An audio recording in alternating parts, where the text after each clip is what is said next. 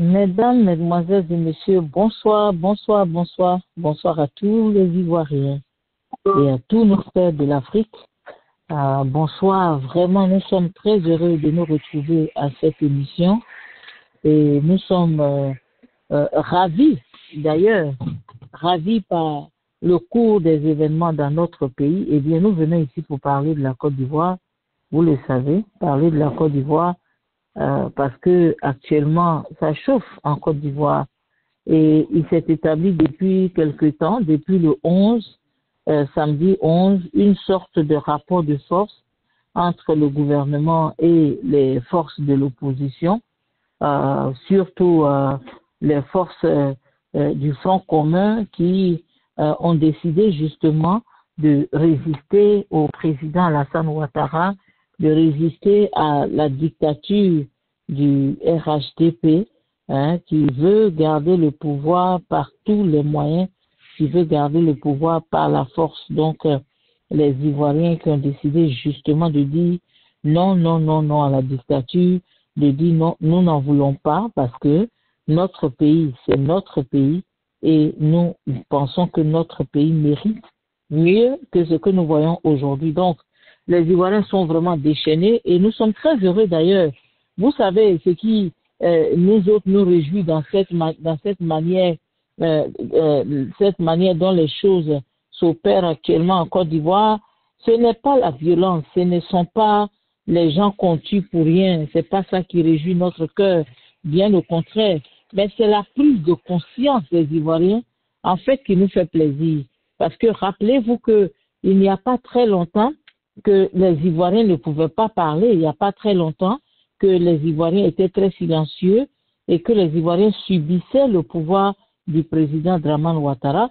Mais aujourd'hui, vous voyez vous-même que les Ivoiriens n'ont plus peur, même si on en tue parmi eux, même si on arrête parmi eux des frères, même si on s'élève d'une manière ou d'une autre contre eux, mais les Ivoiriens n'ont vraiment, vraiment pas peur aujourd'hui.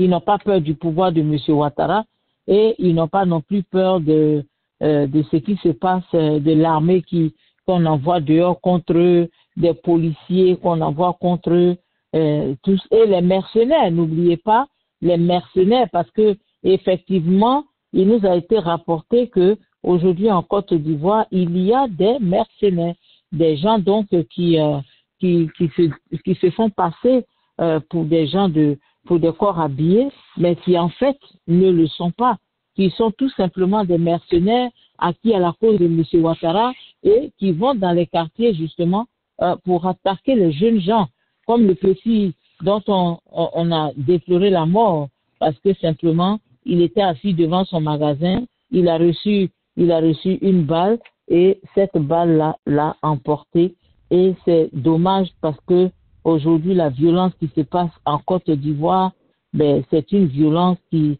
n'honore pas le pays, qui n'honore pas la Côte d'Ivoire, mais c'est la voie que a choisi M. Ouattara et le RHDP. Et croyez-moi, cette voie est une voie meurtrière, c'est une voie qui va réclamer la vie de beaucoup d'Ivoiriens. Vous vous rappelez que nous étions très contents de dire, par exemple, que mais il faut que le pouvoir, il faut que les Ivoiriens se manifestent, il faut que les Ivoiriens sortent. Parmi nous, il y en avait qui étaient un peu plus prudents et qui disaient on ne veut pas qu'on tue encore les Ivoiriens. Et ceux-là, ils avaient raison en fait. Parce que aujourd'hui, nous voyons que M. Ouattara, effectivement, est en train de tuer les Ivoiriens. Voilà, il n'y a pas un autre nom. M. Alassane Dramane Ouattara est en train de tuer les Ivoiriens et il n'y a pas une autre manière de le dire. Il est en train de tuer les Ivoiriens et de les tuer d'une manière très frappante d'ailleurs. Et ce qui est difficile à supporter, peut-être que vous ne l'avez pas remarqué, mais en tout cas pour nous, ce qui est un peu difficile pour nous, c'est l'hypocrisie de M. Alassane Dramane Ouattara.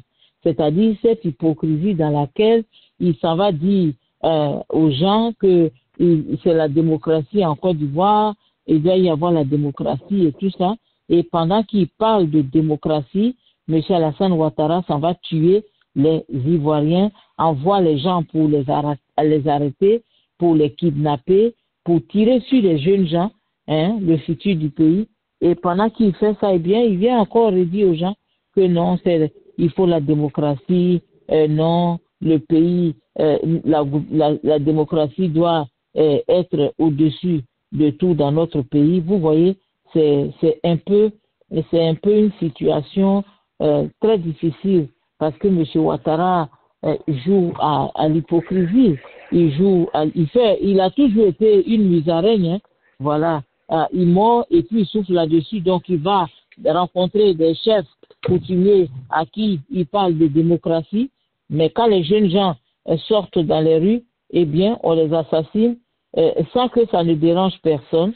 Et après ça, M. Alassane Ouattara peut tranquillement aller dormir, le cœur tranquille, parce que pour lui, il a réussi à tromper les chefs coutumiers, il a réussi à tromper les Ivoiriens, donc lui prêche la démocratie, pendant que les opposants, eux, on les accuse, on les accule même, et on essaie de les terroriser.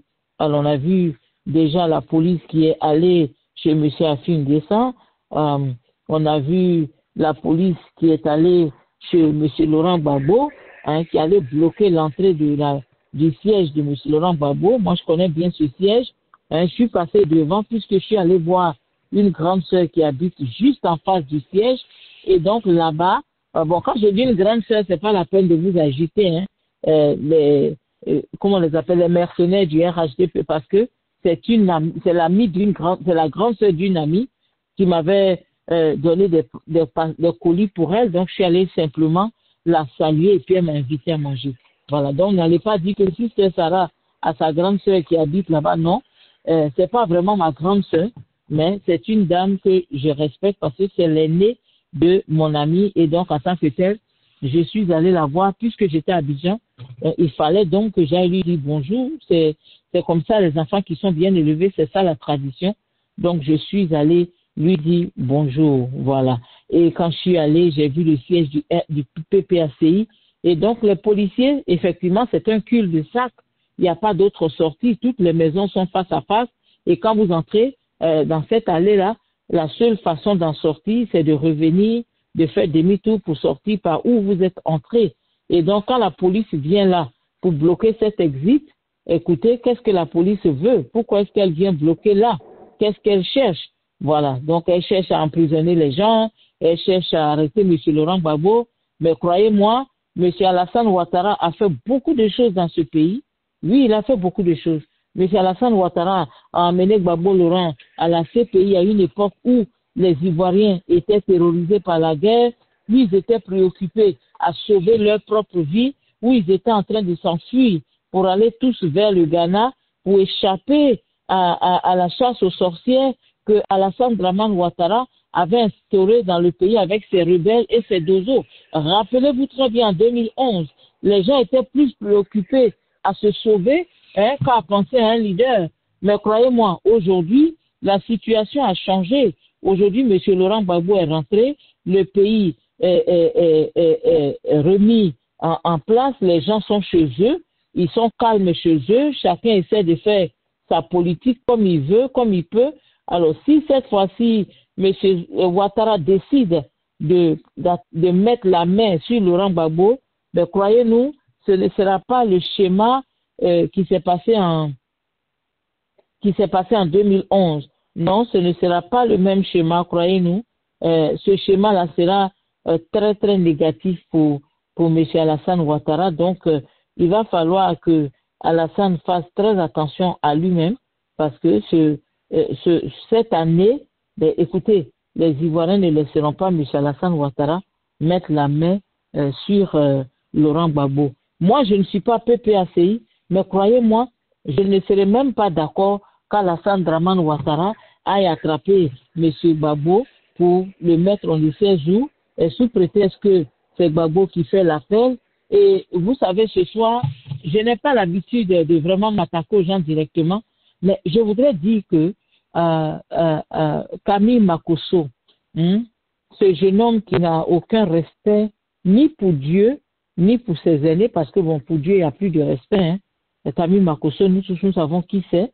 Hein, c'est un escroc de la République, un ancien taulas qui a fait la prison, qui a échappé, qui n'a pas pu faire sa peine tout simplement parce que les prisons avaient été cassées à l'époque de Ouattara et il a échappé, il est sorti comme un fuyard. Donc c'est un monsieur qui normalement devrait être arrêté et jeté en prison, qui est en ville et qui trouble l'ordre public en faisant des discours guerriers.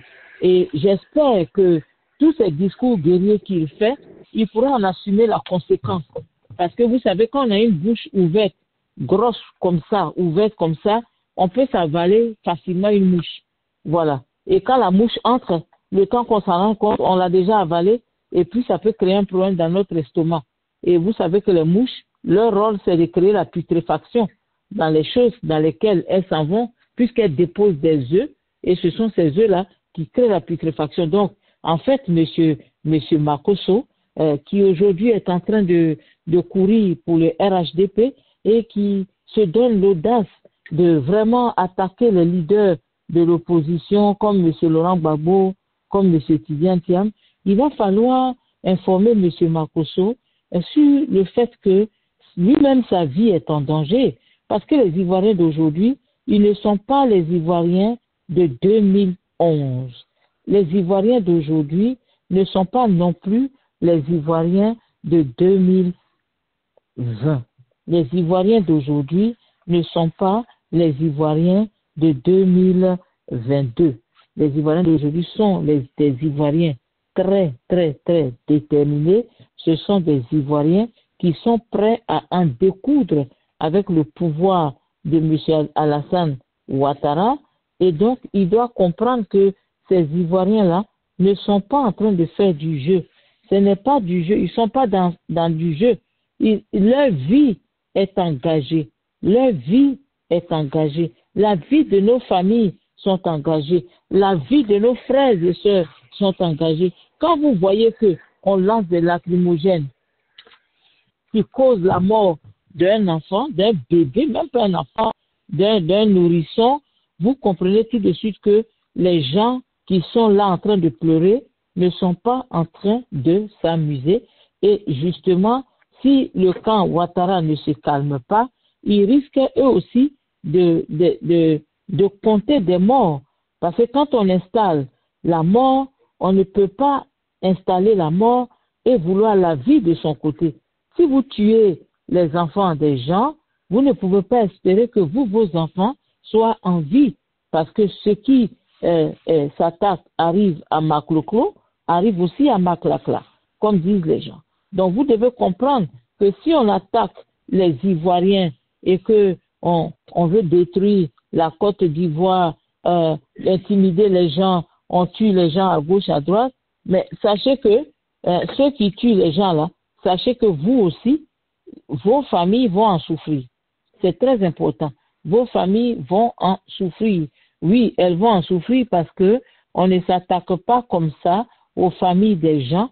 Et puis donc ce jeune monsieur qui n'a pas de retenue en ce moment, parce qu'il se sent tellement puissant, il se sent tellement intouchable, mais qu'il fasse très attention à lui, parce que c'est vrai que un homme peut ne pas pouvoir nous toucher, mais Dieu, lui, peut nous toucher.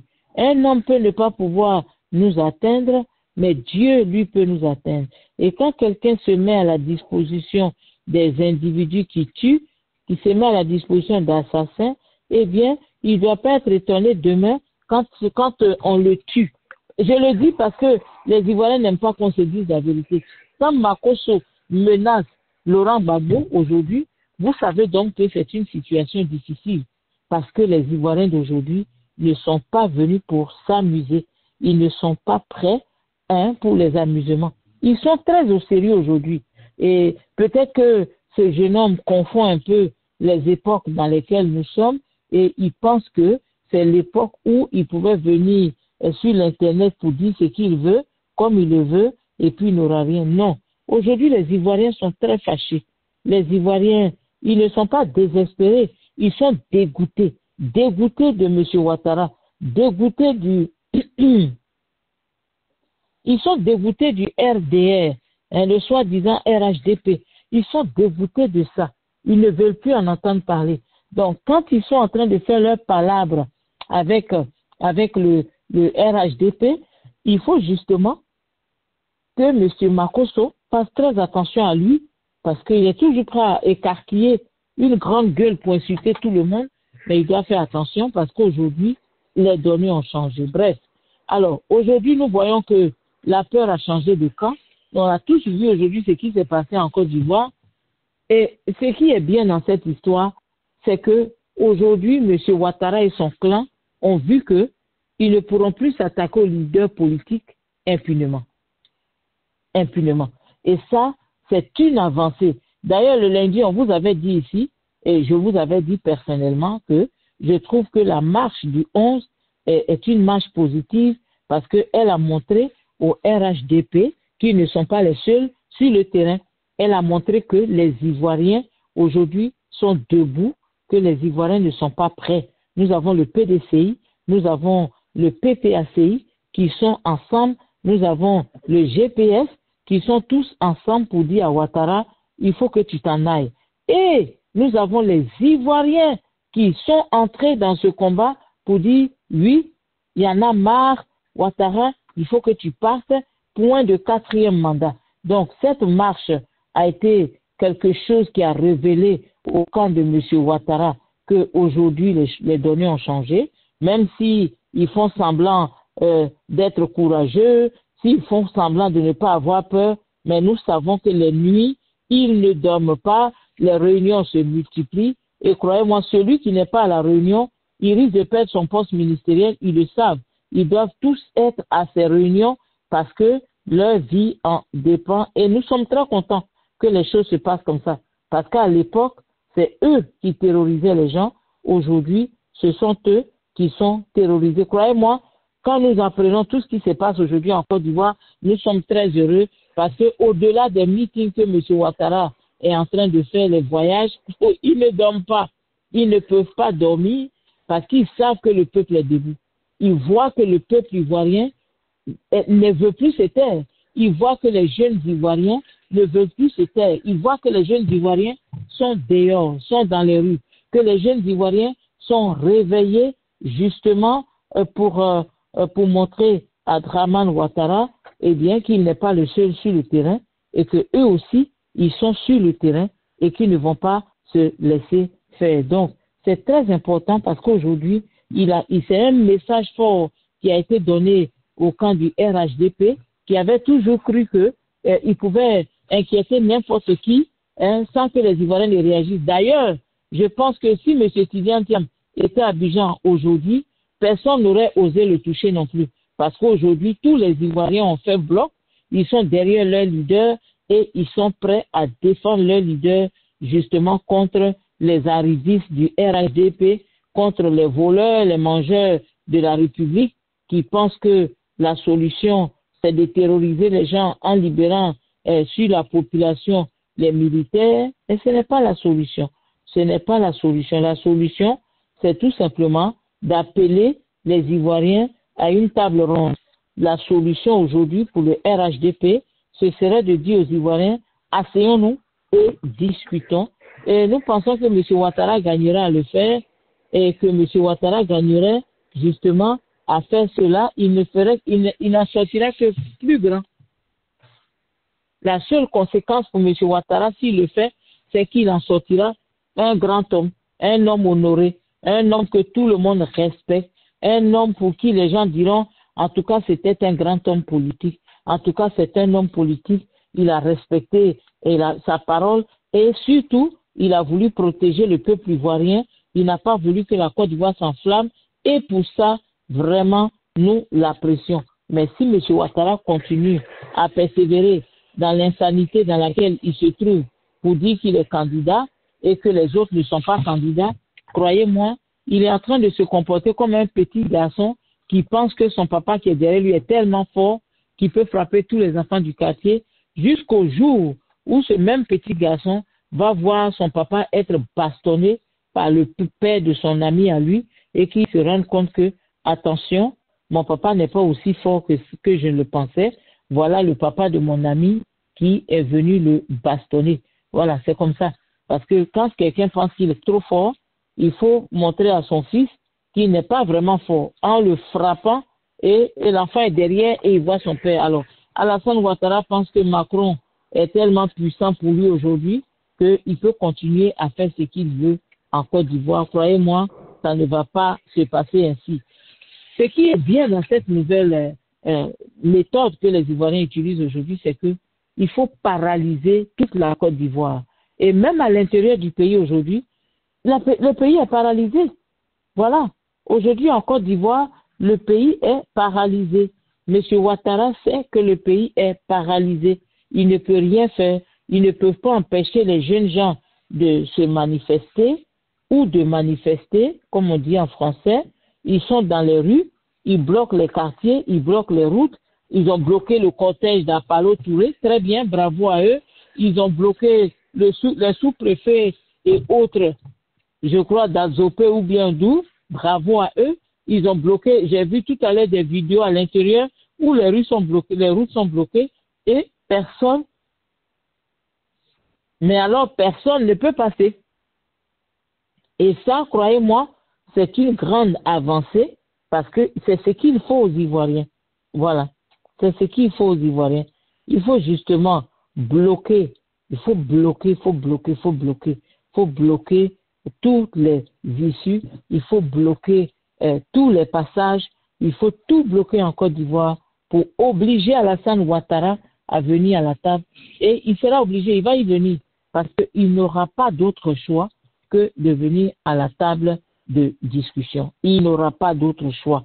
Il a toujours pensé qu'il était trop puissant et que lui ne peut pas s'asseoir avec l'opposition. Mais ce que les Ivoiriens sont en train de faire aujourd'hui, c'est ça qui va obliger Ouattara à venir à la table de négociation. Et les leaders de l'opposition devraient encourager tous ces jeunes gens qui ont décidé justement de descendre dans la rue pour mener le combat de la libération. C'est très important pour nous parce qu'aujourd'hui, jusqu'à là, Ouattara avait méprisé l'opposition. Ouattara avait vu l'opposition comme the weakest link. Il se disait que qu'est-ce qu'ils peuvent faire? Où est-ce qu'ils peuvent aller? Ils ont peur d'aller en prison. Donc, je peux utiliser ça comme moyen de, comment on dit ça, comme moyen de chantage pour les empêcher de réagir. Donc, si moi, Ouattara, je les bloque, ils ne peuvent pas parler. Où est-ce qu'ils vont aller? Ils ne peuvent aller nulle part. Tout ce qu'ils ont à faire, c'est d'obéir à ce que je veux. Donc, tout de suite, Ouattara lance la danse et il se dit que les Ivoiriens, les militants, les leaders des partis politiques n'auront pas d'autre choix que de se plier à lui, ses exigences. Mais aujourd'hui, les chefs des partis politiques sont en train de lui montrer que, en fait, c'est lui, Ouattara, qui est serré. Et c'est lui, Ouattara, qui va plier l'échine. Pas l'opposition, pas le peuple ivoirien. Parce que ce peuple ivoirien-là est fatigué, est dégoûté de tous les mensonges et de tous les déboires de M. Ouattara, qui utilise les stades et les routes pour faire croire aux Ivoiriens qu'il est le meilleur chef d'État en Côte d'Ivoire. Nous, on a vu Houphouët-Boigny qui a construit des goudrons qui ont résisté pendant plus de 60 ans en Côte d'Ivoire. On a vu Colas qui a fait toutes les routes pendant plus de 60 ans. Même chez nous à l'ouest, toutes les routes qui ont été faites, ce sont les Ouattara qui sont venus les casser en lançant des obus. Sinon, s'ils n'avaient pas lancé d'obus, eh bien ces routes-là étaient encore solides. Des routes construites par la compagnie Colas qui appartenait au président Houphouët-Boigny. Vous comprenez? Donc, M. Ouattara, quand il vient nous dire qu'il a construit des routes, qui a construit des routes? Qui a construit de ceci, de cela? La construction de routes d'escroquerie, là, ça ne peut pas nous intimider parce que pendant que M. Ouattara construit les routes, M. Ouattara met sur la tête des Ivoiriens des dettes faramineuses que ce peuple devra payer quand M. Ouattara ne sera plus là. Et donc ça ne peut vraiment pas nous intimider, ça ne peut pas nous impressionner quand M. Ouattara va en campagne, qui a construit les routes là. Oufou a construit des routes qui sont là. Les ponts Général de Gaulle, tout ça que les Français ont construit, autant Houphouët-Boigny, sont encore là. Parce que ça a été construit de la bonne manière. Ça a été fait avec des matériaux qui sont solides. Et on n'a pas volé l'argent pour aller mettre ça dans des comptes en Europe, comme l'ont fait les ministres de Ouattara, qui sont impunis et qui continuent à voler dans l'impunité. Voilà, donc, au temps de Fred Boigny, nous, on a connu ce qu'on appelle la classe. On a connu ce qu'on appelle la qualité.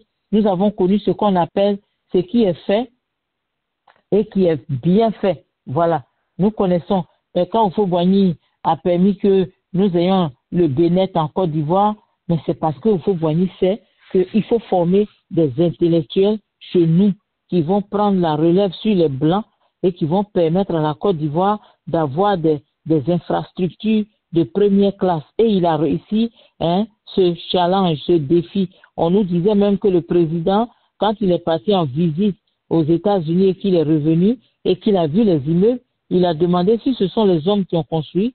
Et quand on lui a dit oui, il a dit mais ça, on doit construire ça chez nous. Et nous savons aujourd'hui toutes les tours qui ont été construites chez nous en Côte d'Ivoire. Donc, on ne peut pas vraiment nous impressionner avec des constructions bidons là pour dire que oui, j'ai construit beaucoup de routes. Qui a construit beaucoup de routes? Qui a construit beaucoup de ceci? C'est Ado. C'est Ado. Ado a construit quoi? Des ponts qui tombent matin, midi, soir. Ado a construit des ponts qui prennent l'eau tous les jours. Ado a construit quoi? Des stades qui sont abandonnés. En tout cas, on le remercie d'avoir construit ce qu'il a construit, mais on veut toujours qu'il parte. Même s'il a construit le ciel et la terre de la Côte d'Ivoire, merci à lui, mais les Ivoiriens veulent qu'il s'en aille. Alors, la révolution qui a commencé, c'est une très bonne chose et nous prions que cette révolution continue. Nous prions qu'elle continue parce que la Côte d'Ivoire a besoin d'être libérée. Et nous sommes très fiers de tous ces jeunes gens qui donnent leur poitrine, qui sont dans les rues et qui n'abandonnent pas la lutte, mais qui continuent. Parce que la lutte doit continuer. Elle doit continuer. Elle doit continuer. Et les Ivoiriens, certainement, ont compris cela. La lutte doit continuer. Les Ivoiriens ont certainement compris que la lutte doit continuer. Voilà. M. Alassane Ouattara, il s'en ira cette année. Qu'il le veuille ou pas, il va finir par quitter le pouvoir. Il va finir par prendre la fuite. Il va finir par abandonner la présidence de la République parce que justement, il doit quitter le pouvoir. Il doit laisser la place à la génération qui arrive. Nous ne voulons plus de lui. Il a fait 15 années, il a construit des routes, il a eu son temps de gloire.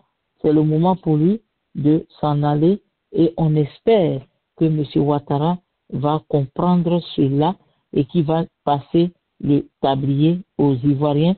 Il doit permettre à tout le monde d'être candidat. C'est tout à fait normal. Tout le monde doit être candidat et M. Ouattara aura la paix.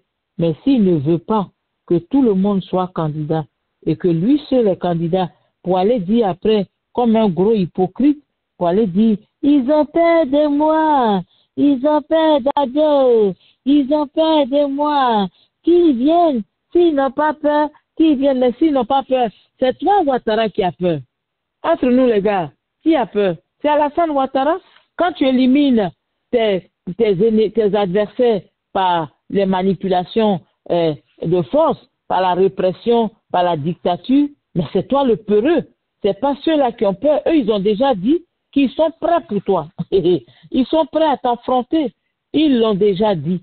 Et toi, tu as peur de les affronter. Et comme tu as peur de les affronter, tu les élimines. Et après, tu vas dire dans tes discours qu'ils viennent. S'ils n'ont pas peur, ils ont peur d'Ado. Mais qui a peur d'Ado? Personne. Ado, c'est un poids mort. Toi, tu marches même si le vent souffle, tu tombes. Qui peut avoir peur d'un vieillard qui marche déjà courbé à l'avant? Parce que quand on est vieux, on est obligé de marcher courbé à l'avant puisque les genoux font mal. Et puis, il n'y a pas que les genoux font mal, le dos fait mal, on voit plus très bien.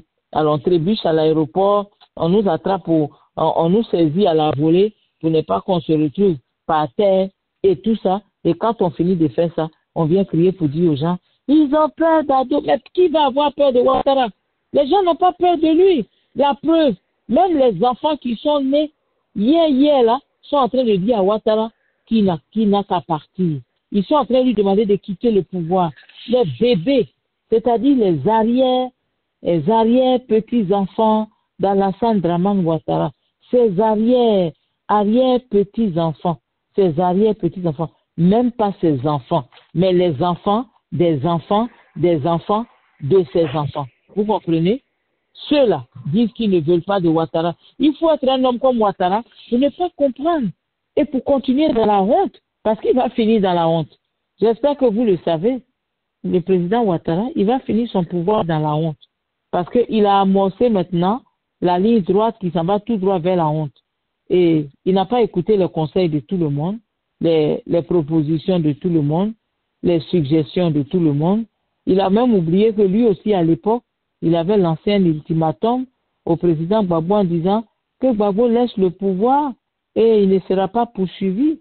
Mais s'il insiste, il sera poursuivi. Voilà. Et il a tenu parole. Gbagbo a insisté. On a fait partie de Gbagbo à la haie, n'est-ce pas? Mais si M. Alassane Ouattara aujourd'hui ne quitte pas le pouvoir, mais quand il va le perdre, il s'en va directement à la haie. Et ça aussi, il le sait. Parce que, comme on dit, celui qui tue par l'épée, il périt par l'épée. Donc, M. Ouattara a donné l'ultimatum à M. Gbagbo. D'après lui, Gbagbo n'a pas écouté, Gbagbo a été têtu. Et qu'est-ce qui s'est passé? Eh bien, Gbagbo s'est retrouvé à la CPI. Donc, le président Ouattara, Alassane Dramane Ouattara, que vous voyez là, il va se retrouver à la CPI, comme on dit à Abidjan, et puis ça ne chauffe pas. Parce que quand on s'entête au pouvoir, c'est là-bas on termine.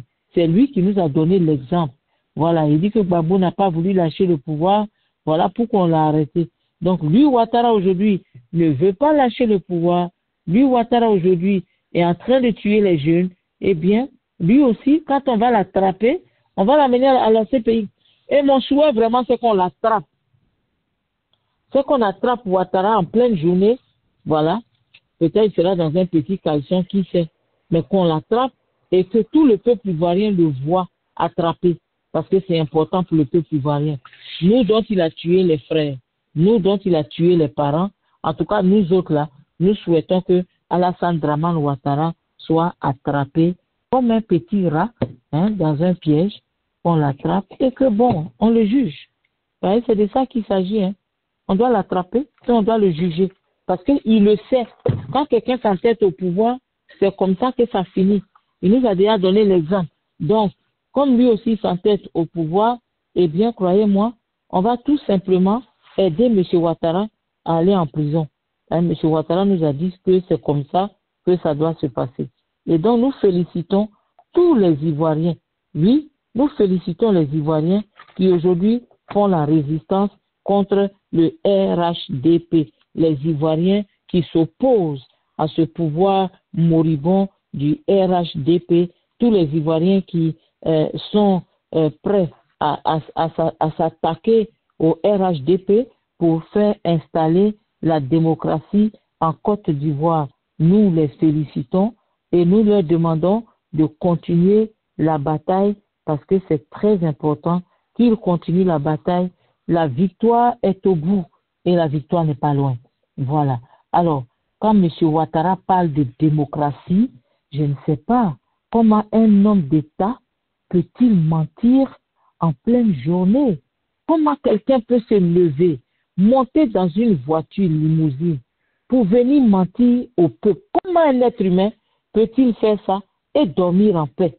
M. Alassane Dramane Ouattara peut venir parler de démocratie quand on poursuit les jeunes, quand des gens sont arrêtés, sont dans les prisons ou les géorges sans aucun procès depuis 10 ans, depuis 15 ans, depuis 20 ans, et puis ils ne sont pas jugés, aucun procès, aucune peine, et qu'on les met en prison. Et M. Ouattara vient dire aux Ivoiriens qu'il y a la démocratie en Côte d'Ivoire. Mais c'est grave, chers Ivoiriens. Mais c'est grave. C'est très, très grave. M. Ouattara vient en pleine journée mentir aux Ivoiriens, les yeux ouverts. Il vient dire aux Ivoiriens que notre pays est un pays de démocratie. Mais si les Ivoiriens ne se fâchent pas pour chasser M. Ouattara, mais c'est que nous, les Ivoiriens, nous avons un problème. Dieu doit nous réinitialiser Parce que ça veut dire que ça ne va pas.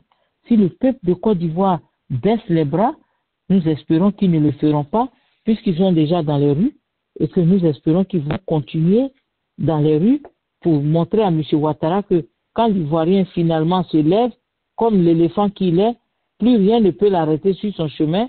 Et la FESI, nous disons merci à la FESI qui est rentrée dans le jeu. Et nous espérons que la FESI va continuer, jusqu'à ce que toutes les classes soient fermées si jamais il y a encore des classes ouvertes. Ce que nous ne pensons pas d'ailleurs.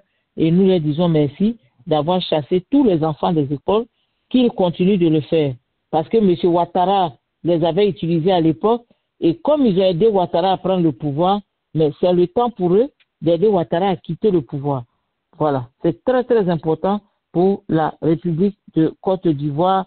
Il faut que la FESI continuer dans les quartiers à fermer les routes, à faire du vigilante pour que le pouvoir comprenne que rien ne marche, que personne ne puisse aller au travail, parce que vous savez, si les gens ne vont pas au travail, l'économie va commencer à prendre un coup. Voilà, les partenaires de M. Ouattara vont commencer à s'inquiéter.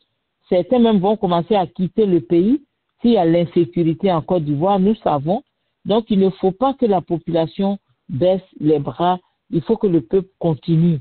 Quand il n'y aura plus d'atchèques à vendre, quand il n'y aura plus de bananes, quand il n'y aura personne sur les marchés, quand les enfants vont rester enfermés dans leur maison de leurs parents et qu'il n'y aura pas d'école, M. Ouattara va prendre au sérieux le peuple ivoirien parce que pour l'instant, ils pensent qu'ils peuvent toujours manipuler le peuple de Côte d'Ivoire. Donc, il peut se permettre d'aller à Yamoussoukro pour aller sur la tombe du faux Boigny. Oui, il était déjà tombé une fois. Il est reparti encore. On espère que cette fois-ci, il n'est pas tombé. Même s'il était tombé, nous, on s'en fout de ça. Mais il a eu l'audace d'aller dans la tombe du faux Boigny. Peut-être c'est pour dire au faux Boigny que son mandat est terminé. Il allait dire au revoir au président de la République. Et puis bon, voilà. Alors, ce que je ne comprends pas, et je sais que Jacques n'est pas là avec nous ce soir, peut-être qu'un jour il pourra nous l'expliquer, c'est le grand frère du président Tidiane Thiam que je ne comprends pas très bien. Je peux me tromper, M. Adjei est certainement avec moi et il pourra certainement m'éclairer aussi. M. Adjei, vous êtes là? Bon, M. Adjei n'est pas là. Oui, je suis là. Ah bon, pasteur Aka est là, M. Adjei est là, bon voilà. Alors, bonsoir à vous. Bonsoir, sister. Comment ça va? Bonsoir. Voilà, ça va très bien.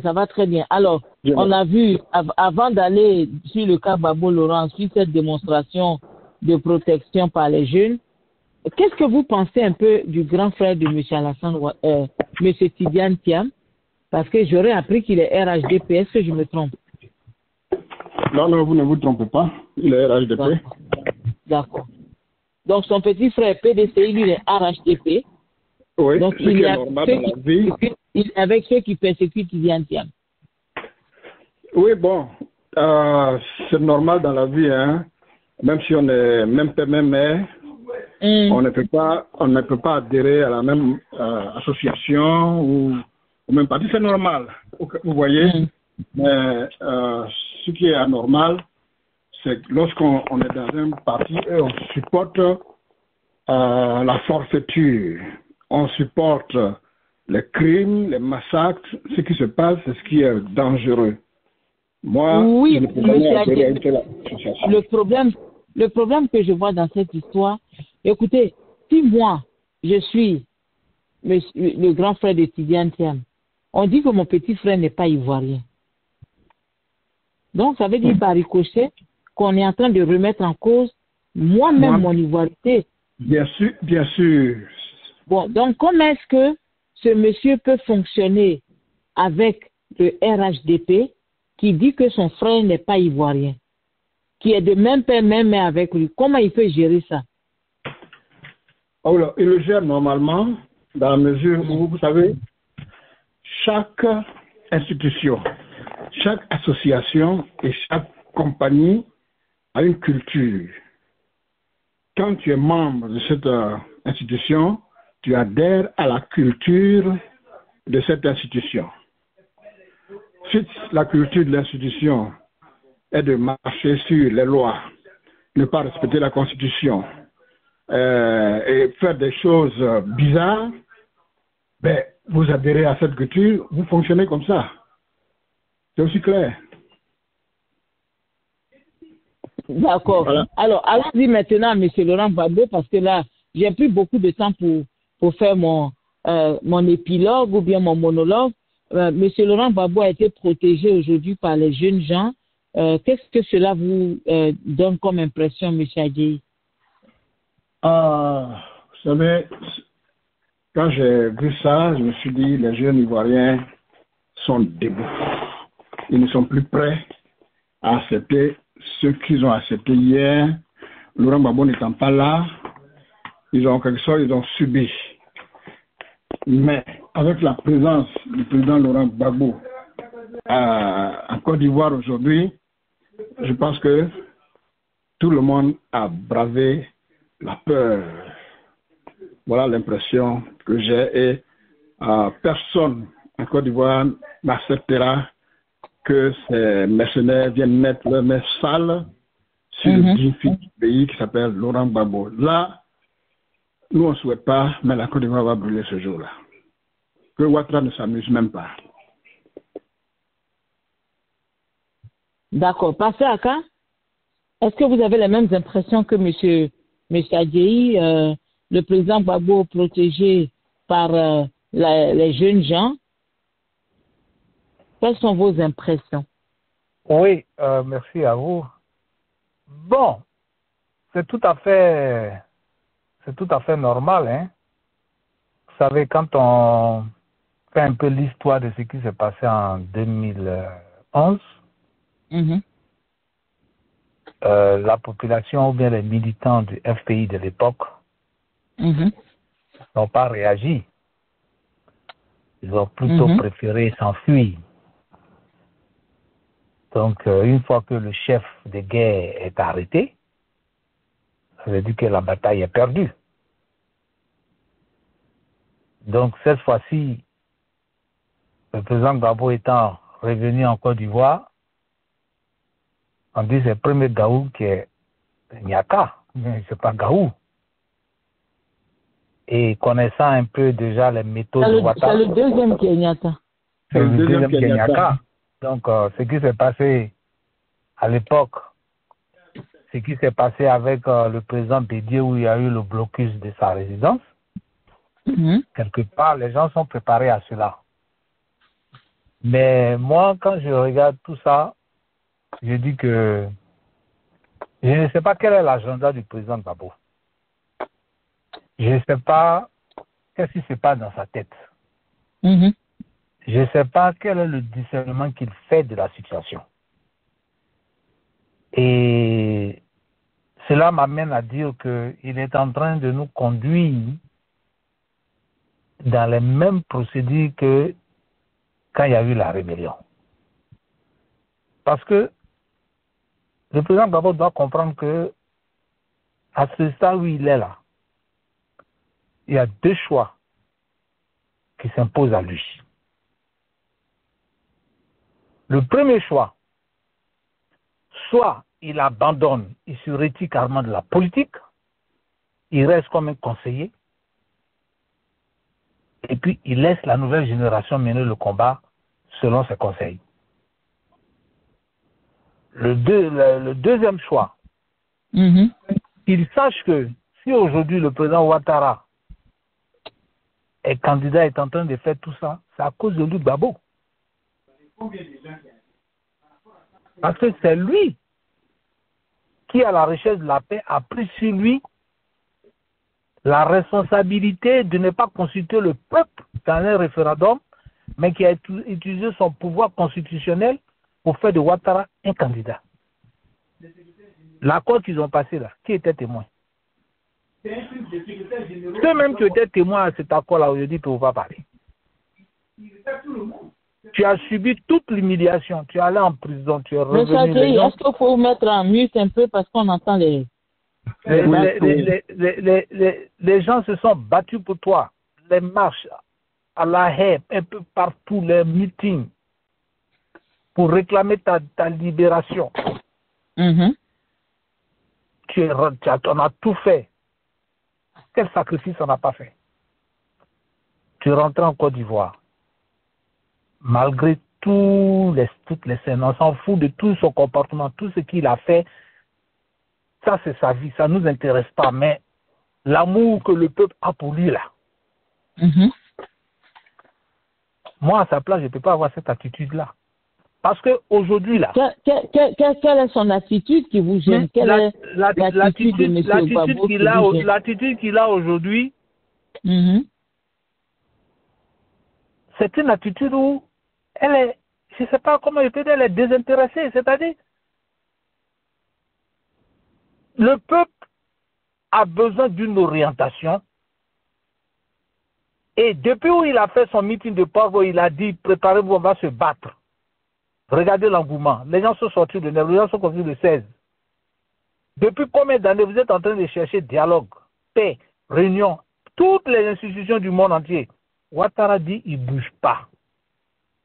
Mais quand tu arrives à ce niveau-là, et que tu sais que tu as le soutien du peuple là, mais attends, engage la bataille. Une bonne fois pour tout. Si même on te tue, tu aurais terminé ta bataille pour nous remettre notre pays. C'est-à-dire... Vous voulez dire quoi? Que M. Gbagbo sort dans les rues? Parce que la bataille est engagée, M. Gbagbo a motivé. Parce que ce qu'il est en train de faire, c'est ce qui est en train de réveiller toute la jeunesse ivoirienne. Donc, je ne sais pas. Oui. Soyez un peu plus clair quoi, dans ce que vous dites. Oui, je vais être clair. Je vais être clair. Ce qu'il a fait, ce qu'il est en train de faire a motivé le peuple. Oui. Mais prenez l'exemple de 2020, le président Bédié. Le peuple est déjà préparé. Mais le peuple a besoin d'une orientation. Quand le président Bédié a lancé le mot d'ordre, tout le monde a suivi. Gbagbo a parlé du mot d'ordre, mais il n'a pas lancé encore le mot d'ordre. Parce que si demain il parle et qu'il dit comme Ouattara s'entête à ne pas aller au dialogue, à ne pas faire une élection inclusive, je demande à la population de prendre ses responsabilités, de sortir, Ouattara va fuir. Oui, mais est-ce que vous ne pensez pas que M. Laurent Gbagbo est en train de mettre en place une stratégie? Parce que je pense qu'on ne peut pas donner un mot d'ordre qui va échouer. Peut-être qu'il ne veut pas donner un mot d'ordre au mauvais moment qui va échouer. Non, ça va pas échouer parce que plus, quand le fruit est mûr, là, il faut le cueillir en même temps. Parce que plus il perd le temps à faire les calculs démocrates, analyser, oui, je donne encore le temps, plus l'adversaire encore se réorganise. Le 25 là, c'est pas loin. Il n'est pas trop tard. Hein? Mais si jamais on arrive au 25, qu'il y a une seule personne qui va voter, Ouattara est élu président, les données vont changer. Au moment où les jeunes sont sortis, les gens, la population est fatiguée trop, c'est trop. Mais il faut engager la bataille. Bon, attendez, je ne vous comprends pas. La bataille, là, c'est quoi? Mais la bataille, c'est un mot de... Bon, il y a la résistance actuellement, mais ce n'est pas organisé. C'est un petit mouvement dans les villages, machin. Non, on parle d'Abidjan. Voilà, ça oui, maintenant, je veux savoir, quand vous dites d'organiser la bataille, qu'est-ce que vous voulez dire concrètement? Lorsque ils ont demandé aux gens de sortir le 9, les gens sont sortis. Il a demandé aux gens de sortir le 16. Des millions de personnes, les gens sont sortis. Il faut prendre cet exemple. Si les gens étaient sur le 16 ou bien le 9, et que ce jour-là, les gens avaient décidé de marcher sur la présidence ou bien de demander la démission de Ouattara serait parti. Ok.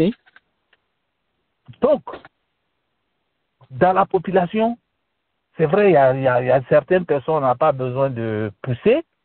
La jeunesse, bon, marcher. Mais la population adulte, mature, toutes ces personnes-là, c'est-à-dire, il faut une orientation. Parce que quand les gens sortent, ils vont... Ouattara s'en fout de tout ce qui est en train de se passer là. Hein?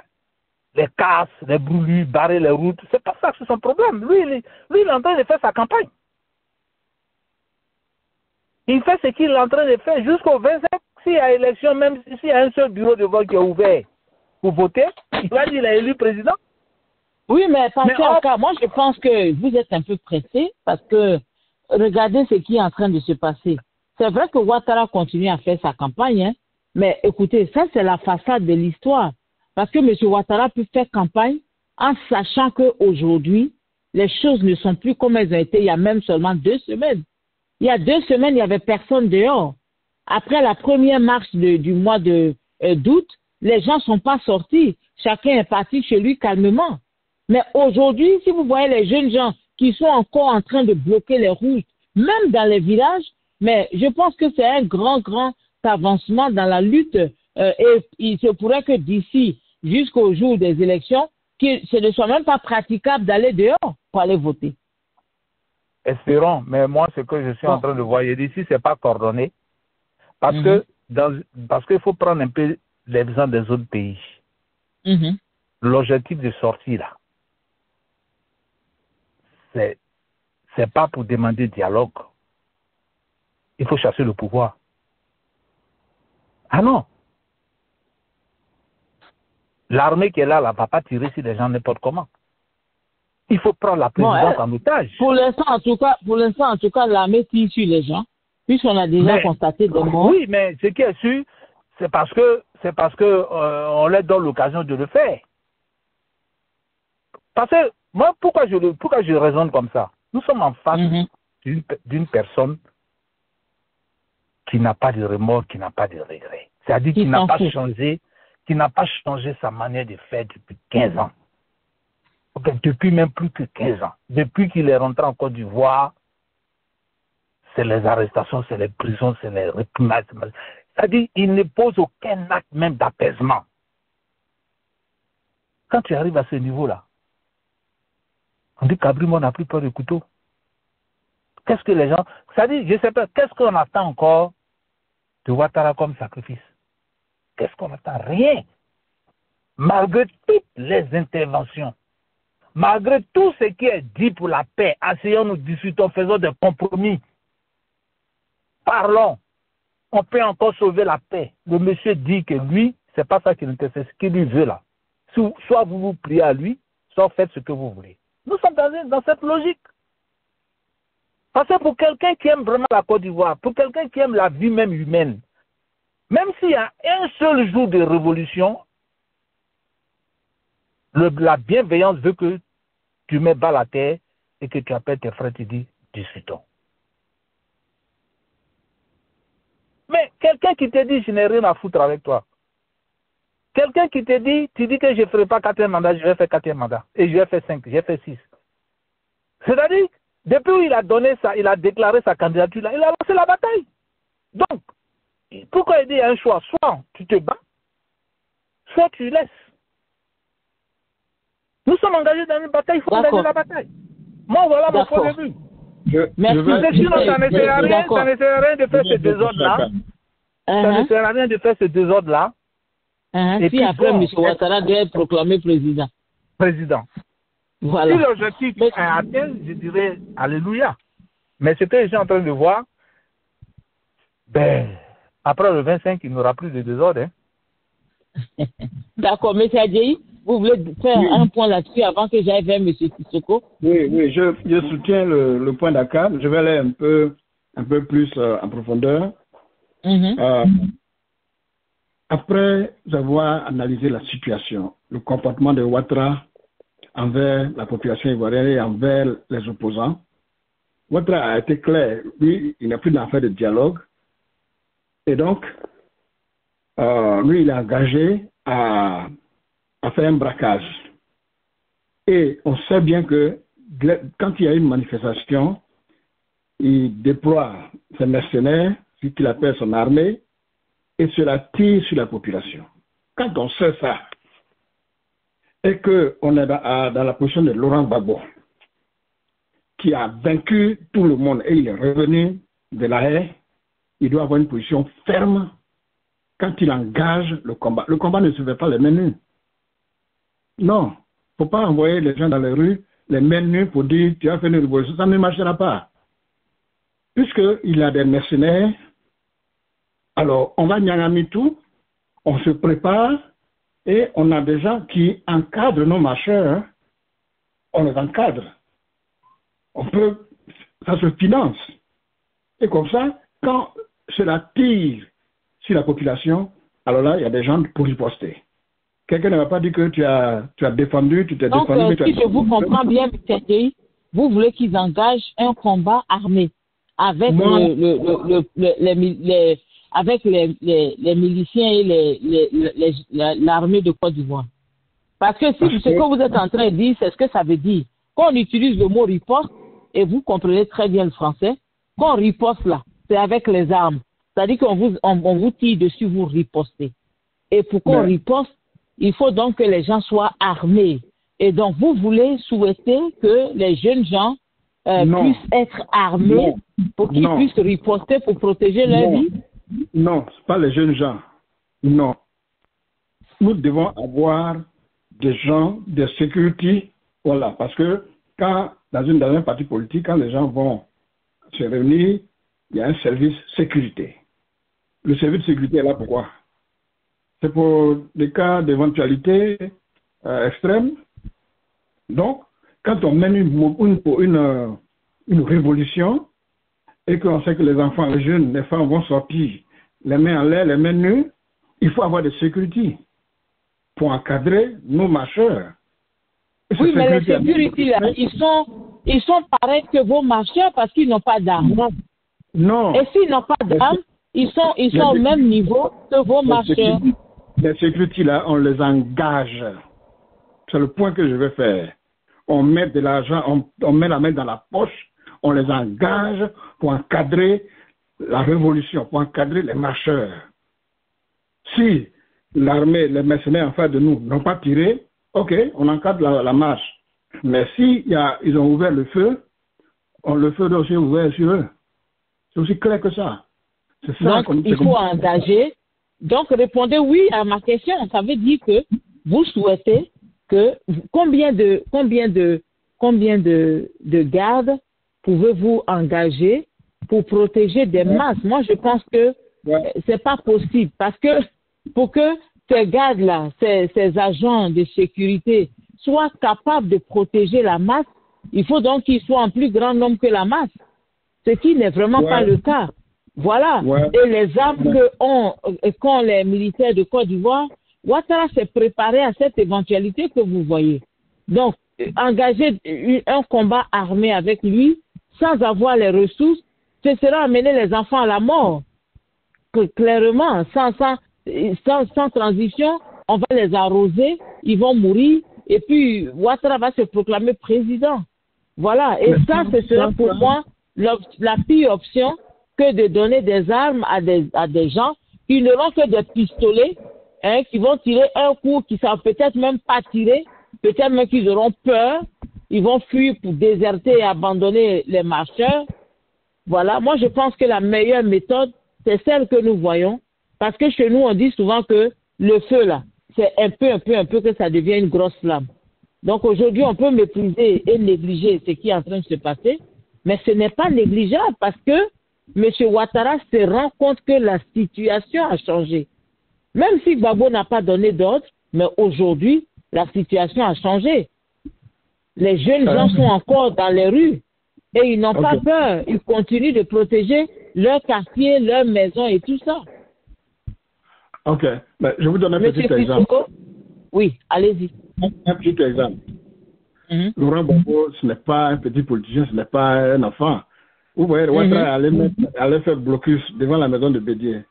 Mais si cela arrive, qu'ils trouvent des gens qui ne connaissent pas, qui sont aguerris dans cette histoire d'armes ou de combat, vous croyez que cela vont faire blocus devant qui? La maison de les gens étaient à un meeting, les mercenaires sont allés là-bas pour les effrayer. S'ils trouvaient des gens aguerris, qu'eux-mêmes ils ne connaissent pas, mais quand ils regardent dans leurs yeux, ce ne sont pas des enfants, ils vont reculer. C'est de ça que je parle.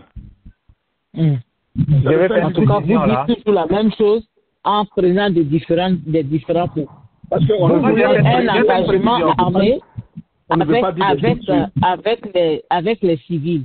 Et ça, ce serait désastreux Parce que la population qui est dehors, M. Adjei, moi je pense que nous devons profiter de l'originalité de ce qui se passe aujourd'hui en Côte d'Ivoire. Et c'est ça qui va faire tomber M. Ouattara. C'est-à-dire la spontanéité de la résistance. Aujourd'hui, Gbagbo n'a dit à personne de sortir. Mais les gens sortent pour lui. Les gens sortent pour Tidiane Thiam. Les gens sortent pour le PDCI. Et il y a des Ivoiriens qui n'appartiennent même pas à ces deux partis, qui sont mêlés à la lutte. Vous vous rappelez que la semaine dernière, je vous avais suggéré que ceux qui allaient faire tomber M. Ouattara, ce sont les jeunes. Et que si les jeunes devenaient des leaders d'opposition sur le terrain, M. Ouattara allait tomber. Aujourd'hui, il est inquiété par les jeunes, même pas par les partis politiques, parce qu'il ne sait pas en fait qui fait la résistance. Le problème, c'est que M. Ouattara ne peut pas mettre de nom sur la résistance d'aujourd'hui.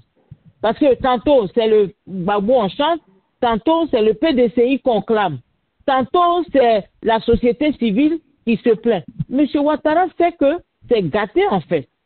Et c'est ça qui est l'avantage pour les opposants. Et il devrait en profiter.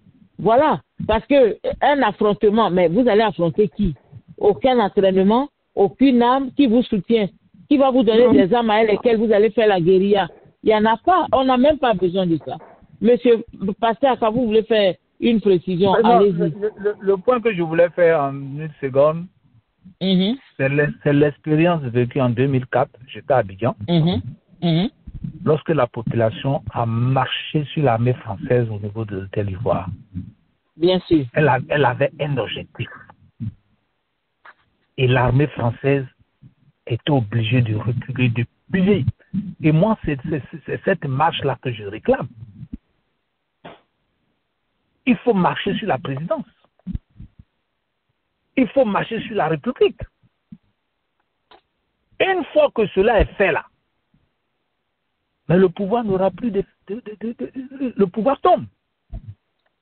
Parce que les militaires qui sont, les policiers qui sont là, s'ils voient la population marcher comme on a vu dans les autres pays sur la présidence, vous croyez que c'est eux tous qui vont tirer? Ils seront obligés de prendre leurs responsabilités pour dire, ah non, on ne va pas continuer de tirer sur la population. Trop, c'est trop. Mais quand ça se passe dans les petits coins, dans les rues, dans les machins, c'est comme un désordre. C'est comme un désordre, ils sont obligés de mettre de l'ordre. Voilà. Parce que dans les quartiers, on brûle les punais, on brûle les magasins, on attaque ça. D'accord. C'est pas conseillé. Que la population se lève. Direction, la présidence, nous, Ouattara ne veut pas de dialogue, il n'est plus président. C'est ce mot-là, c'est-à-dire qu'il faut ce leader-là. Quand toute cette masse, ces millions de personnes vont prendre la direction de la présidence, vous croyez que les militaires, les policiers, les gendarmes qui sont là, ce n'est pas des êtres humains, c'est des êtres humains. Mais c'est parce que l'orientation est vague. Et justement, moi je suis d'accord, je suis très content d'ailleurs de cette orientation vague. Parce qu'avant, il n'y avait aucune orientation du tout. Et justement parce qu'elle est vague, elle devient une nébuleuse. Et quand c'est une nébuleuse, il est très difficile pour le gouvernement de l'arrêter. Parce que regardez aujourd'hui, quand ils vont dans les villages, là, on ne les laisse pas passer. Il ne faut pas tirer forcément sur les villageois. On a bloqué, les gens ont bloqué le cortège d'Apalo. Vous n'auriez jamais vu ça en Côte d'Ivoire l'année dernière. Même il y a 2 semaines. Mais c'est une grande victoire pour l'opposition. Mais on ne peut pas avoir ce qu'on veut passer à ça du jour au lendemain. Moi, je pense que ce sont ces petites révoltes-là qui vont pousser un jour le peuple à dire « Vous êtes en train de tuer nos enfants, tuez-nous nous tous. On en a marre. » Et ce peuple-là maintenant va sortir et ça va devenir ce que vous souhaitez. Mais il faut qu'on commence quelque part. Et c'est ce quelque part-là qui est en train justement d'être vu aujourd'hui en Côte d'Ivoire. C'est ce que je pense. Voilà. Okay, alors, M. Sissoko, oui, espérons vraiment parce que, Pasteur Akai, nous pensons que ça peut faire mouche. Au départ, ça se présente comme ça, mais croyez-moi, un matin, ça devient un grand feu. Et puis, M. Ouattara est obligé de prendre l'hélicoptère qui est déjà garé chez lui là-bas. Voilà. Et ça va faire du bien au pays qu'il monte dans l'hélico et qu'il s'en aille là où il veut aller. Oui, voilà. Ça ne va pas nous gêner du tout. M. Sissoko, bonsoir. M. Sissoko, est-ce que vous êtes avec nous? Bon, d'accord. Oui. Monsieur Sissoko doit être occupé quelque part. On va continuer. Voilà. Alors, les jeunes qui sont allés protéger aujourd'hui la maison de monsieur Laurent Gbagbo, je voudrais qu'on en parle un peu, Pasteur Aka et monsieur Adjei. Donc, je vais commencer avec vous, Pasteur Aka, les jeunes qui sont allés surveiller, faire fuir la police aujourd'hui chez monsieur Laurent Gbagbo, justement. Comment est-ce que vous avez trouvé cette réaction? Est-ce que vous pensez que c'est la preuve vraiment que Gbagbo est encore l'homme de la situation ou bien passer à cas? Oui, il faut dire que l'avantage du président Gbagbo, c'est parce qu'il a un peuple qu'il aime. Sinon, en dehors de ça, sur le plan international diplomatique, le président Gbagbo n'a pas d'amis. Non, il n'a pas d'amis. Donc, c'est pour ça que je dis, je me rappelle bien en 2011, les mêmes jeunes qui étaient autour de sa résidence, bon là, comme c'était une résolution de l'ONU, il y avait même des jeunes filles enceintes qui ont été bombardées par les hélicoptères français. Oui, bon, aujourd'hui, ce n'est pas l'armée française, c'est les miliciens, c'est les rebelles. Et ceux que eux, ils emmènent devant sa résidence, ce n'est pas les vrais policiers, ce n'est pas les vrais militaires, c'est des gens qui sont engagés spécialement pour une mission. Donc, je pense que la présence de ces jeunes-là est un atout. Mais ce que les gens doivent comprendre, c'est que aujourd'hui, là, pour braver la peur, il ne faut même pas se laisser intimider. Si on a attrapé un là, vous jetez sur eux. Parce que les militaires, là, ils ne sont pas plus nombreux que la population. On a vu en France, même à côté de la Madagascar, on a vu au Burkina. Vous voyez? Parce que quand un peuple est révolté, là, aujourd'hui, à 95%, la population est fatiguée de ce pouvoir. Ça, c'est une réalité. Et le président Ouattara n'est pas prêt à négocier à quoi que ce soit. C'est-à-dire, où il est là, il joue pour le tout. Soit il s'enfuit, soit il meurt, soit vous l'attrapez. Mais dire qu'il va créer des conditions pour dire, venez, on va... Parce que ceux qui devaient, on va discuter, ceux qui devaient l'amener à discuter, à aller à la table de dialogue, là, c'était l'ONU ou l'Union européenne ou bien la CEDEAO. Mais comme ils l'ont fait autant de Gbagbo, la Marcoussi. Mais ce nouveau ordre mondial, là, eux-mêmes, là, ils sont tous corrompus, ils sont tous hypocrites. La Côte d'Ivoire est enviée. Ils envient à la Côte d'Ivoire. Tout ce qui leur intéresse, c'est leur intérêt. C'est d'appauvrir le peuple ivoirien. Prendre nos richesses et puis appauvrir le peuple ivoirien. Et malheureusement, le président Ouattara, il ne comprend pas ça. Donc, endetter la Côte d'Ivoire, faire plaisir aux institutions internationales, les compagnies choses, lui, ce n'est pas son problème. Ceux qui sont autour de lui, qui ont la chance de manger, ils mangent. Vous voyez? Donc, nous sommes en face d'une réalité où notre délivrance là, dépend de nous-mêmes. Et la personne, aujourd'hui, qui donne un petit souffle, on sait qu'il est fatigué, on sait qu'il est vieux, on sait qu'il a fait trop, c'est le président Gbagbo. On sait qu'il est courageux. Il n'a plus l'âge de 30 ou 40 ans. Non. Mais il a un charisme. Vous savez, c'est un peu comme dans le leadership, là. Il y a des gens, quand ils parlent,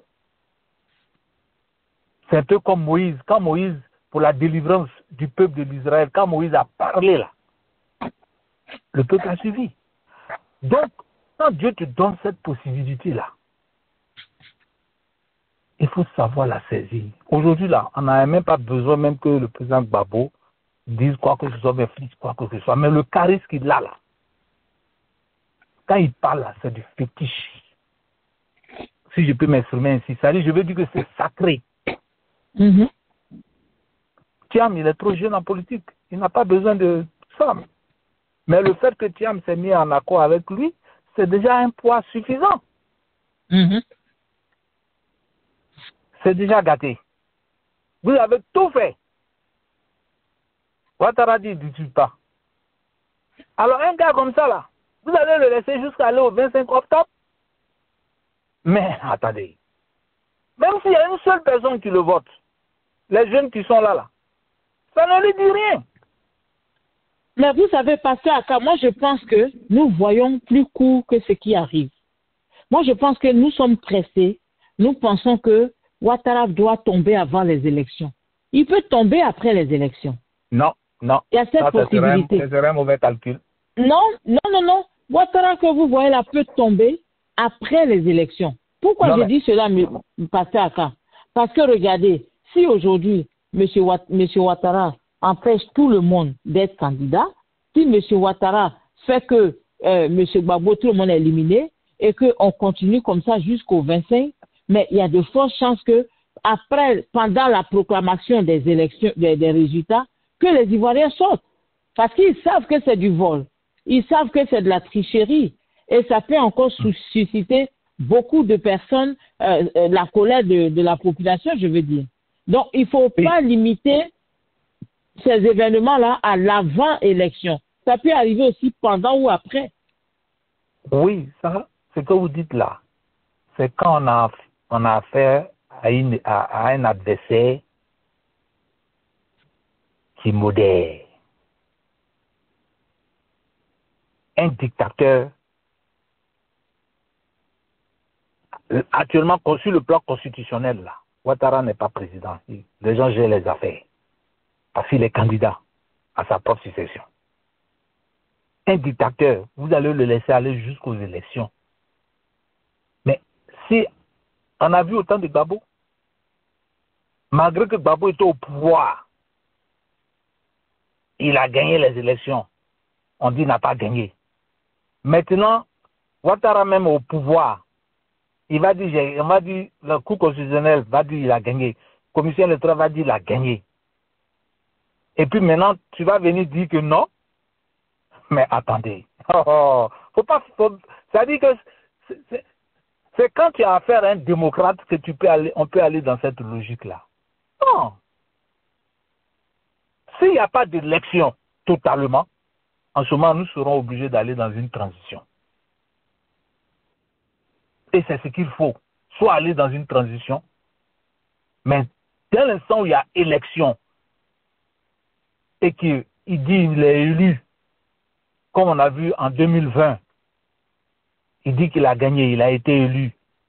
Les gens disent ce qu'il fallait, oh non, c'est faux, c'est triché, il y a eu 7% de participation, machin et tout. Mais tu crois que c'est son problème? C'est pas son problème. Lui, il ne gouverne pas la Côte d'Ivoire, il gouverne ceux qu'il aime, il gouverne ceux qui sont avec lui. Voilà la politique de Ouattara. Il n'est pas en train de gouverner la Côte d'Ivoire. Il n'est pas en train de gouverner les Ivoiriens. Soit tu es avec lui, soit tu es contre lui. Dent pour dent, œil pour œil. Il est dans une logique.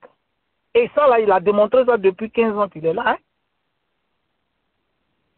Alors, si après 15 ans, un monsieur n'a jamais posé aucun acte d'apaisement, de cohésion, de paix, qui est toujours dans la réprimande, il est toujours dans l'agressivité, il est toujours dans l'attaque. C'est-à-dire, en tant que chef, en tant que père, il n'y a même pas un peu d'humilité, même fait un petit semblant. Mais quand tu arrives à ce niveau-là, qu'est-ce qu'il faut encore attendre? Après le 25 octobre, c'est pas la peine. En fait, ça, c'est mon point de vue.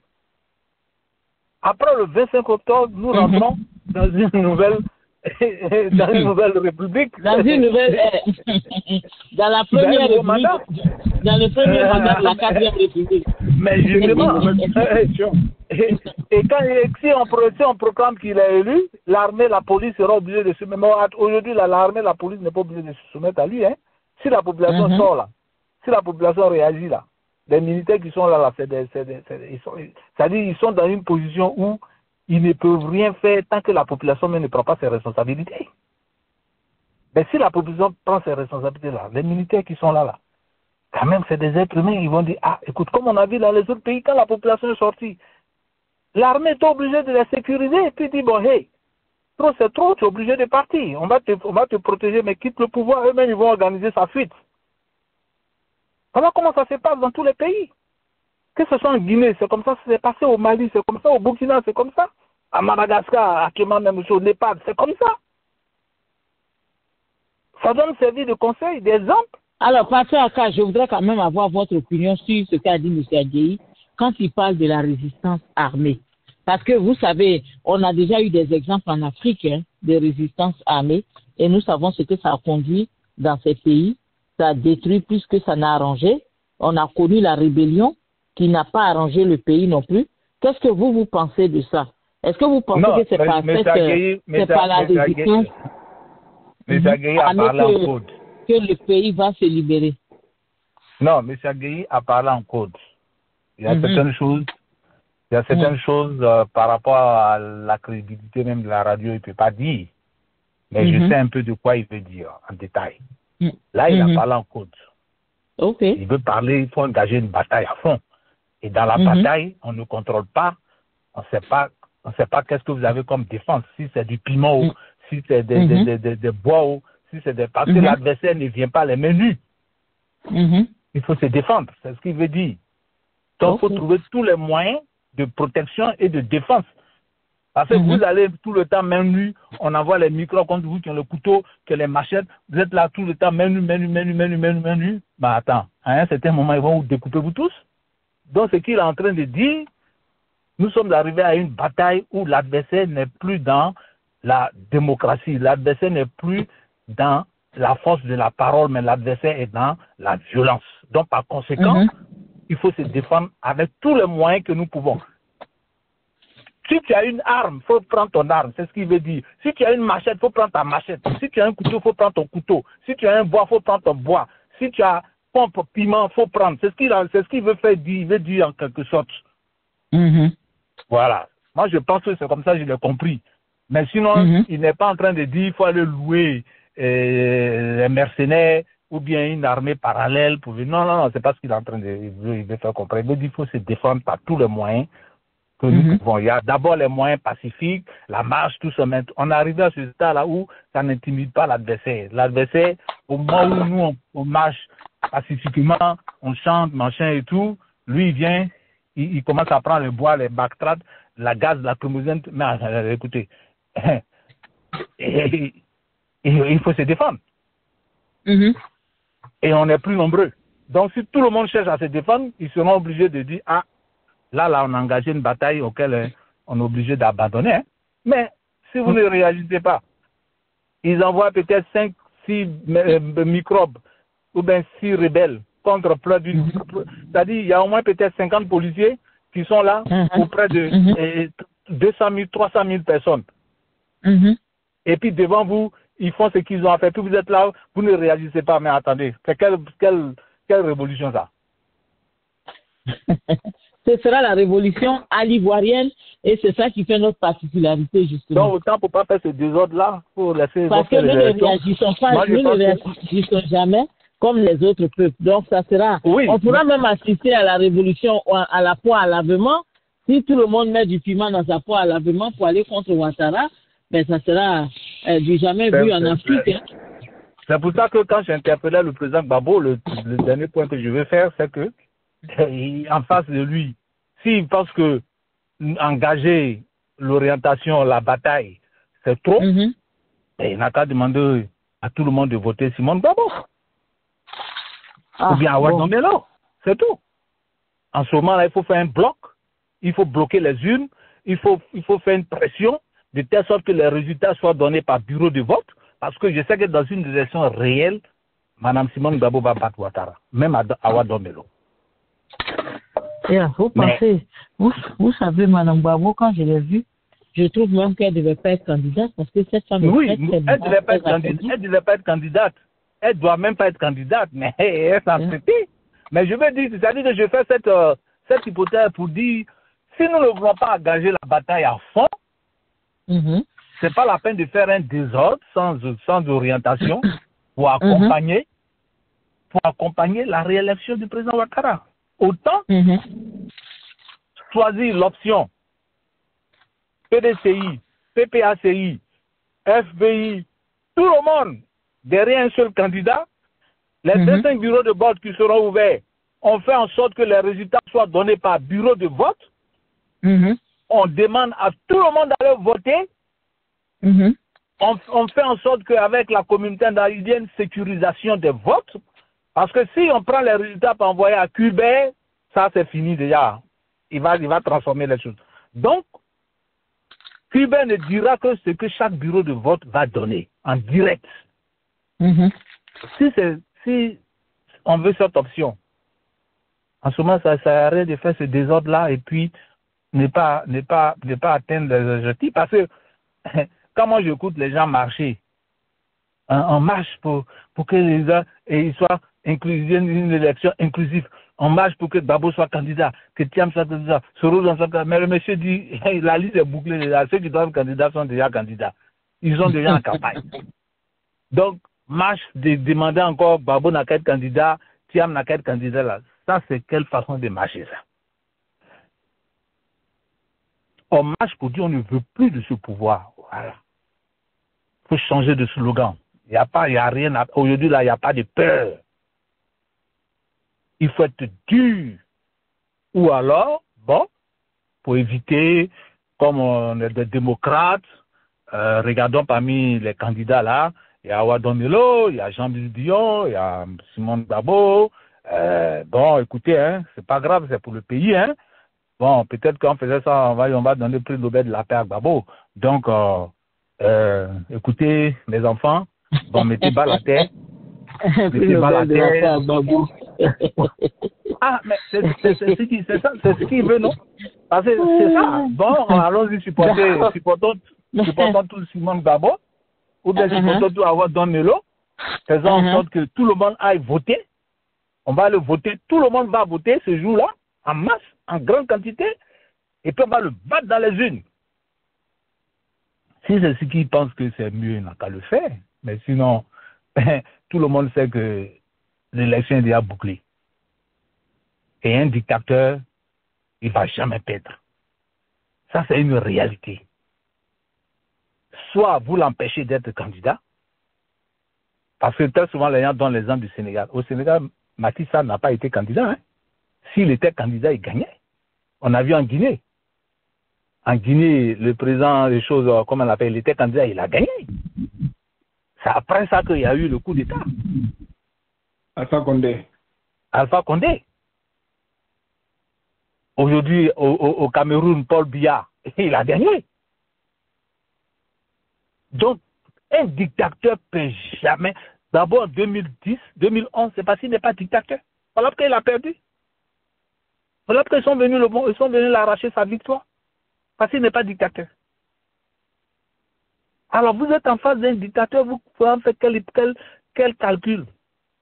Il n'y a pas de calcul à ça. Parce que même s'il a une seule voix, il va dire qu'il a gagné. Puisqu'il contrôle la commission électorale, il contrôle la Cour constitutionnelle, il a ses milices avec lui. Donc la solution, il faut l'empêcher d'être candidat. De la même manière, on a empêché Macky Sall d'être candidat, c'est comme ça qu'il fallait empêcher Ouattara d'être candidat. Et en ce moment-là, les plans B là, allaient aux élections, et puis Ouattara allait être obligé de choisir quelqu'un dans son camp pour conquérir. Mais ça n'a pas été le cas. Le gars vous a éliminé, vous tous. Lui-même qui est anticonstitutionnel, il dit je suis candidat. D'accord. Mais merci, attendez, Passer moi je ne sais pas quelle analyse encore on va faire. Merci, Passer Aka. Je pense que, oui, je crois que là, on est occupé d'aller vers la fin de notre émission. En tout cas, ce que nous retenons, c'est que la population s'est réveillée. Et ça, c'est une très bonne chose. Même si ce que nous voulons n'est pas encore passé comme on l'aurait souhaité, mais on est au moins convaincu qu'il y a une sorte de réaction de la population par rapport à ce qui se passe. Et ça fait du bien de le savoir. La Côte d'Ivoire, c'est notre pays. devons continuer la lutte, nous devons encourager tous ceux-là qui sont dehors. Les enfants qui sont dehors, croyez-moi, ce sont des gouttes d'eau qui, à la fin, vont porter leurs fruits. Allez-y pour votre mot final, Pasteur Aka. Ben, merci, hein. Vous savez, parfois on suit l'émission, mais on ne parle pas. Très souvent, je suis, mais il y a des moments où on est fatigué de tellement parler qu'on se demande si tout ce qu'on dit là, les gens prennent ça au sérieux, quoi. Voilà, mais sinon, ne désespérons pas. Mais une chose que nous devons comprendre, c'est que nous sommes en face d'un adversaire qui a déjà démontré qu'il n'est pas prêt à une négociation ou à un dialogue quelconque, qui est dans une logique et qui fonce et qui croit à ses capacités. Donc c'est un défi, c'est un challenge. Ou ça passe, ou ça casse. Ou ça casse. Dent pour dent, œil pour œil. Voilà où nous sommes arrivés et que la population comprenne. Si vraiment la population pense qu'il faut un changement, qu'elle prenne ses responsabilités. Sinon, voilà. C'est pas la peine de faire du désordre sans direction. Merci. Sans changement. Voilà. Merci, Pasteur Kambé. Et je vais appuyer ce point. Ne faisons pas l'erreur d'arriver en octobre 2025 et on va permettre à Club Privé d'annoncer des résultats parce que les chiffres sont déjà prêts. 56%. Tous les autres candidats, on va partager les autres 44% qui restent là, on va les partager. Alwa Domelo, Arrête Lagou, Bion, Simone, ils vont partager les chiffres là. Et puis c'est fini. Ils vont, et une fois c'est proclamé, mais ce que Ouattara va faire, ce sera pire. Donc on doit empêcher que cela arrive. Maintenant, quand Laurent Gbagbo a dit que s'il veut qu'on se batte, on va se battre, mais ce n'est pas avec le coup de poing, ce n'est pas avec le menu. C'est ça le combat là. Donc il faut prendre des dispositions parce que ce qu'on fait actuellement, ouais, le pays est grand, c'est vrai, les jeunes vont se lever, hein, ils vont aller balayer les routes, mais ils sont combien? C'est parce que les militaires, les mercenaires vont les prendre pour les mettre jeter en prison. Donc évitons ça.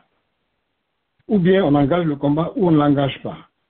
Ou bien, comme le pasteur Aka a dit, quelle orientation? On va, quel est notre goal? On va à la présidence, notre président, parce que c'est nous qui avons la clé. Cette présidence-là, c'est nous qui donnons l'ordre à quelqu'un d'être là pour 5 ans, et puis voilà. Donc, nous, on a la clé. Comme on n'est plus en phase avec celui qui était là, alors on le déclare persona non grata, on va prendre notre clé de sa maison. C'est voilà les orientations. Parce que si on s'amuse jusqu'à 25 octobre, alors là, on est foutu. Et donc, on encourage la population ivoirienne. C'est vrai, Ouattara a pris le soin de démanteler la RDS, notre armée régulière, parce qu'il savait ce qu'il voulait faire. Voilà aujourd'hui les preuves. Ceux qui sont là sont des mercenaires. Tous les bandits de Baka et de Garba qu'on a ramassés, à qui on a donné des armes, c'est eux qui sont aujourd'hui l'armée de Ouattara. Ceux-là, ils n'ont aucune culture du port d'armes. Donc on les envoie d'aller enlever les gens, ils s'en vont, ils les enlèvent. Ils tuent ou bien ils sodomisent. Donc nous devons mettre fin à ça. Ouattara est maintenant un cabri mort. Ouattara s'en fout, il a déjà démontré ça. Ce qui est là, il faut qu'on lise entre les lignes le nom dit de Ouattara, je m'en fous de quelqu'un. Si vous êtes garçon là, venez m'enlever. Si on n'a pas compris ce message, c'est qu'on a raté le combat. Bonsoir et à la prochaine. Merci, M. Adji. Voilà, merci. En tout cas, merci à commandant Jacques Roger et à tous ceux qui nous ont suivis. Et on se retrouve la semaine prochaine en espérant que d'ici la semaine prochaine, nous aurons des surprises très, très agréables en Côte d'Ivoire et que la situation va changer, va prendre une nouvelle allure Voilà. Bonsoir chez vous et que Dieu nous garde tous. À bientôt. Au revoir. Au revoir.